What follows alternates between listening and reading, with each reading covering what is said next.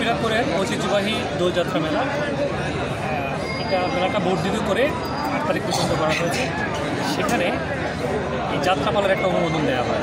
সংস্কৃতি মন্ত্রণালয়ের নির্দেশনায় পুলিশ ক্লিয়ারেন্স নিয়ে জেলা প্রশাসন এই অনুমোদন দেয় যে এখানে যাত্রাপালা অনুষ্ঠিত হবে এবং শুধুমাত্র শিল্পকলা যে সমস্ত যাত্রাপালা রয়েছে সেই অনুমোদন যেগুলো রয়েছে সেই যাত্রাপালাগুলো শুধুমাত্র এই জায়গায় অনুষ্ঠিত হবে এবং শুধুমাত্র যাত্রাপালার জন্যই এই অনুমোদনটা দেওয়া হয়েছে।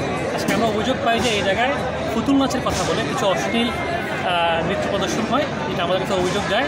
এগুলো কোনোটাই অনুমোদন নয়, অনুমোদনহীন যেগুলো সেগুলো আমরা আজকে এসে গ্রাম পুলিশের মাধ্যমে সেখানে যে টিনের যে ঘেরাও ছিল টিনগুলো আমরা অপসারণ করে দিয়েছি এবং চেয়ারম্যান সাহেবকে দায়িত্ব দিয়ে দিয়েছি যেন এটা সম্পূর্ণ অপসারণ করে দেয়।